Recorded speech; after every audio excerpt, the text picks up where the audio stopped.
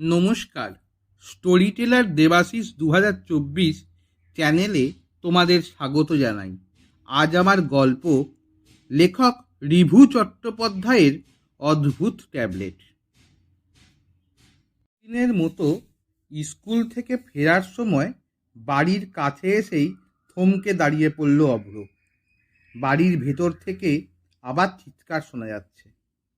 এখন গরমের জন্যে সকালে স্কুল, বাড়ি ফিরতে ফিরতে 12টার কাছাকাছি হয়।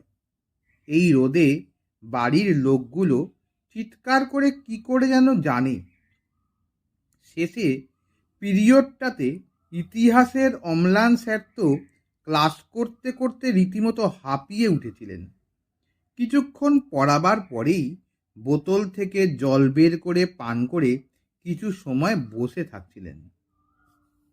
ক্লাস শেষে বললেন, তোমরা বাড়ি ফিরে কিছু সময় হাওয়াতে বসবে, তারপর ঠান্ডা জল পান করবে। কোনো অবস্থাতেই বাইরে ঘোরাঘুরি করবে না, চিৎকার চেঁচামেচি করবে না।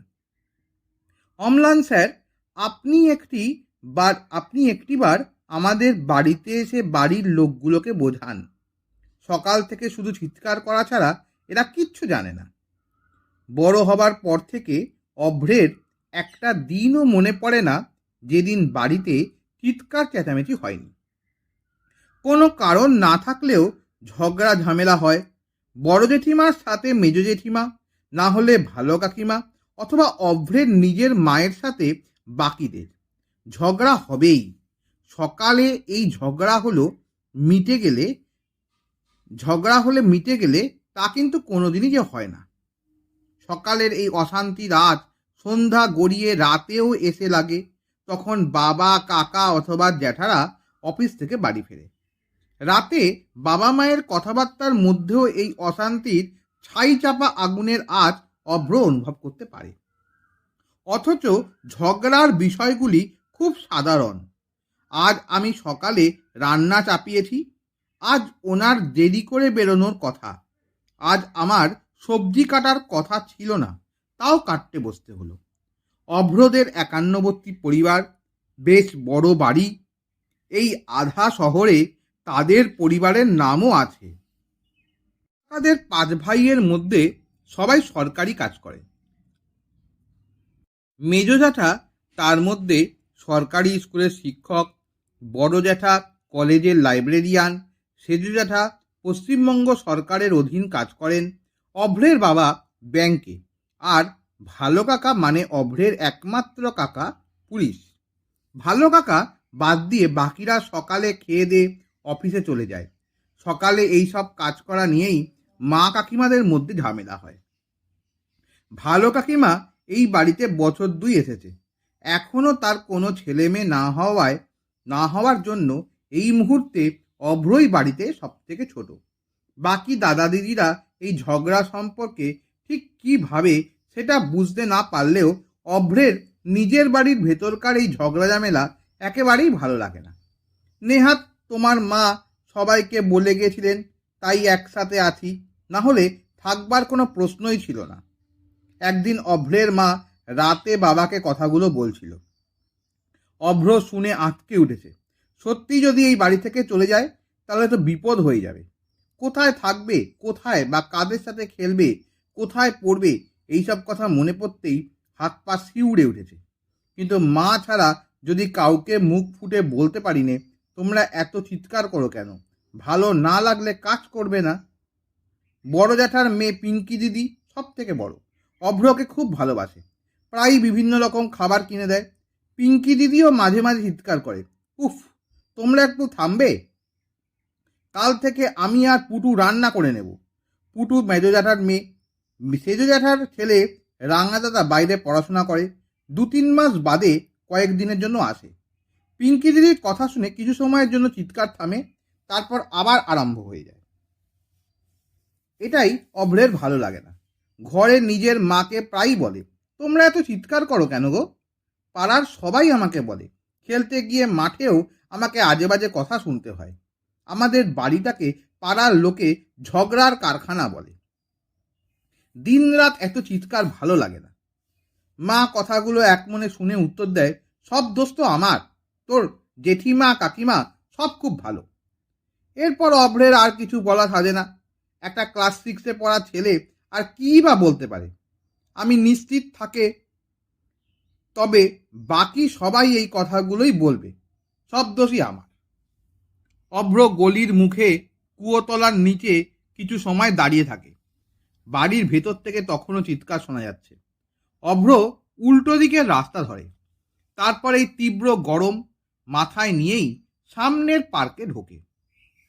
বিকেলের দিকে এই পার্কেই অভ্র খেলতে আসে। এখন পার্কটা প্রায় ফাঁকা। ওদিকটাতে কয়েকজন একটা গাছের নিচে বসে আছে। অভ্র চারদিকটা দেখে একটা গাছের ছায়ায় গিয়ে বসে। গরম আগুনের একটা স্রোত শরীরটাকে যেন পুড়িয়ে দিচ্ছে। শরীরের ভিতর থেকে স্রোতের মতো একটা যেন ঘাম বেরিয়ে যাচ্ছে। খিদেতে পেটটা খাবলে ধরছে। তেষ্টাও পেয়েছে খুব। পার্কের কল থেকে জল পান করে। তারপর আবার ছায়ার নিচে বসে। একটা চিন্তাও মাথাটাকে কামড়ে ধরে। কেউ দেখে নিলে কি হবে? কিছু জিজ্ঞেস করলে কি উত্তর দেবে? ভেবেচিন্তে নিজেই একটা উত্তর ঠিক করে রাখে। ব্যাগ থেকে বোতলটা বের করে পার্কের কল থেকে জল ভরে আবার ছায়ার নিচে এসে বসে। ব্যাগ থেকে বাংলা বই বের করে পরের দিনের হোমওয়ার্কগুলো করতে আরম্ভ করে। গাছের নিচ থেকে ছায়াটা পুরো পার্কে ছড়িয়ে পড়ে। হঠাৎ একটা গলা কানে আসে। কিরে অভ্র, এই রোদে বাইরে কি করছিস? সামনে বই বার করা আছে, হোমওয়ার্ক করতে হবে। গলাটা খুব চেনা।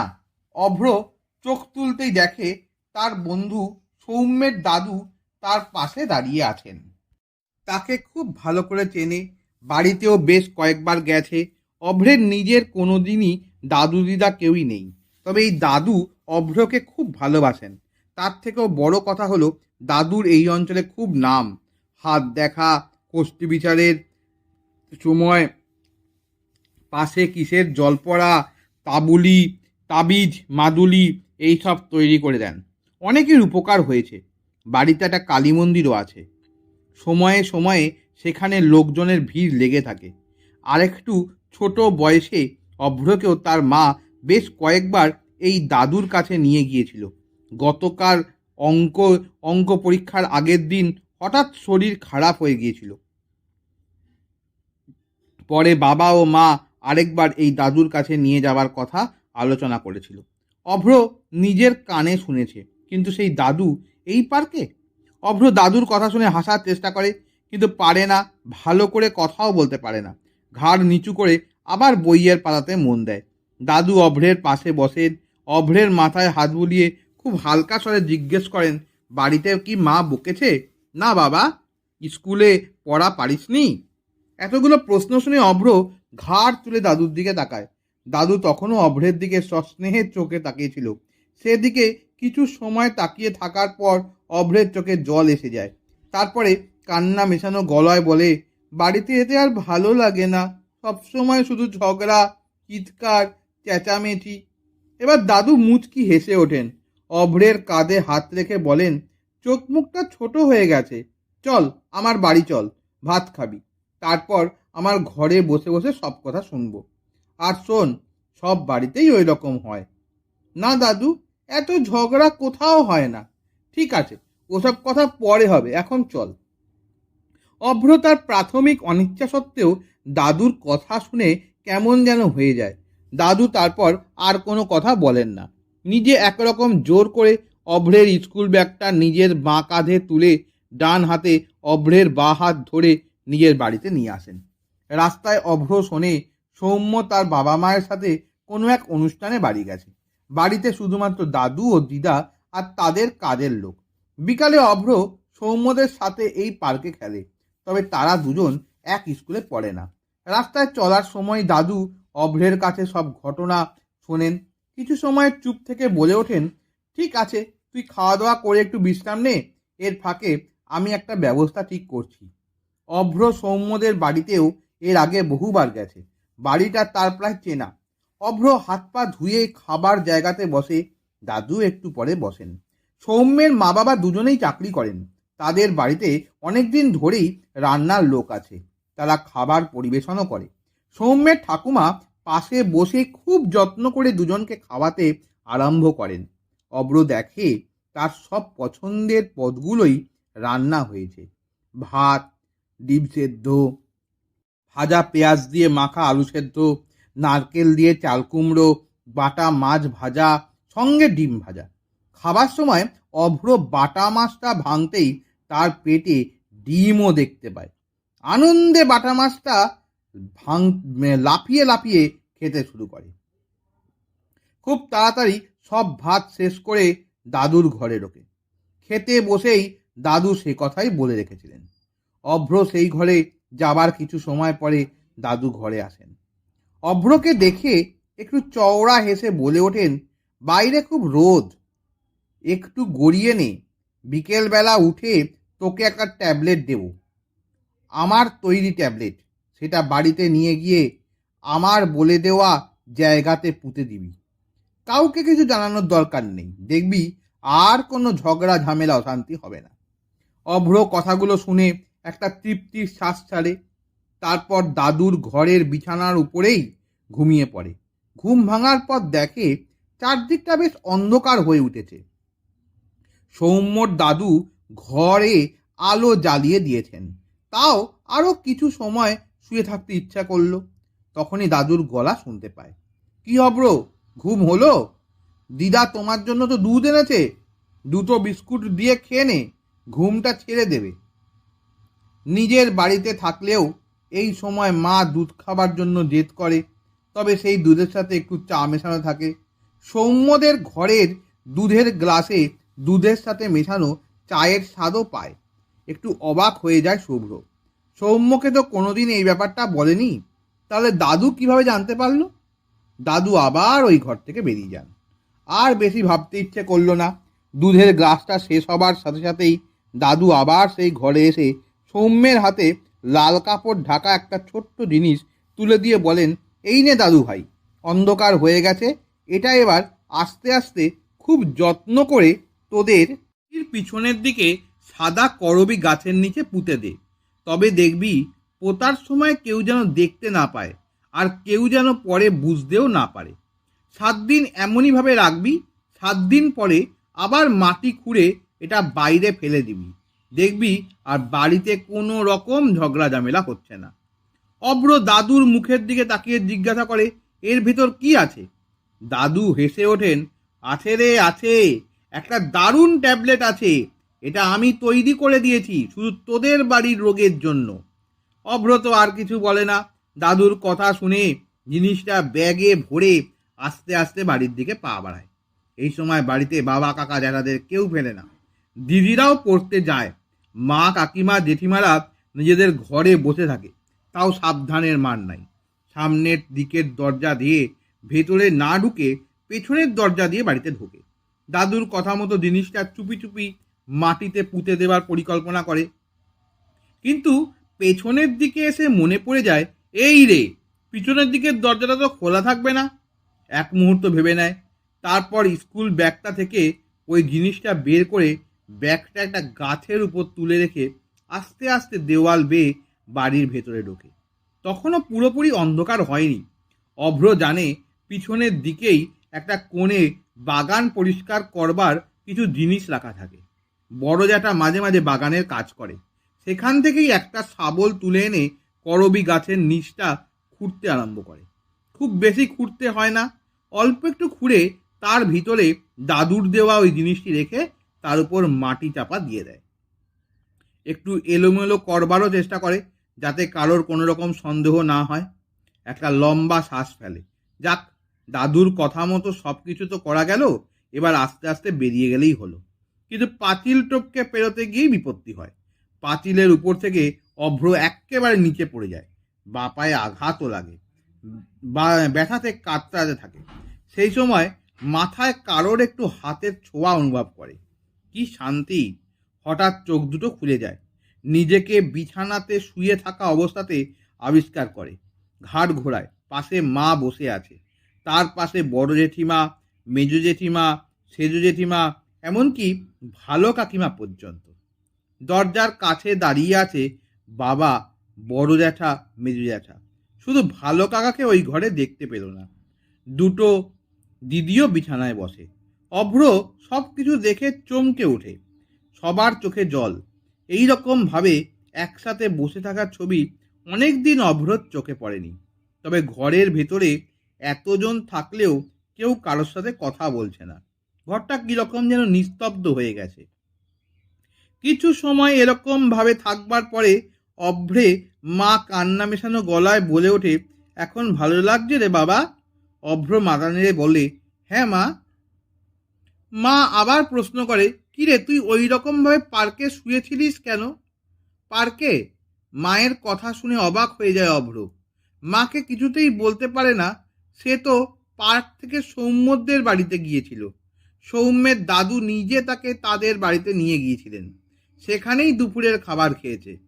মা তারপর একভাবে বলে যেতে থাকে, স্কুল থেকে তোর বাড়ি আসতে দেরি দেখে আমরা তো চিন্তায় মরি। তোর বাবাকে অফিসে ফোন করলাম, বড় জ্যাঠা, মেজো জ্যাঠা, এমনকি ভালো কাকাকেও ফোনে সব কথা জানালাম। আমি তোর দিদিকে নিয়ে স্কুলে গেলাম, তখন 1টা বেজে গেছে, স্কুলের গেটটা বন্ধ। কোনো উপায় না দেখে তোর বন্ধু সমীরের বাড়ি গেছিলাম। কোথাও কিছু হলো না দেখে থানায় খবর দিয়ে এলাম। থানা থেকেও কিছু বলতে পারলো না, তবে তারা বললেন খুঁজবেন। আমাদের সবার তো অবস্থা খারাপ। দুপুরে একটা ভাতও কেউ দাঁতে কাটেনি। বিকেলের দিকে একজন তোকে পার্কের একটা বেঞ্চে শুয়ে থাকতে দেখে বাড়িতে খবর দেয়। তোর বাবা ও ছোট কাকা দুজনে মিলে তক্ষুনি যায়, তোকে ডাকাডাকি করে। তোর কোনো সাড়া না পেয়ে দুজনে বাইকের মাঝে বসিয়ে তোকে এখানে নিয়ে আসে।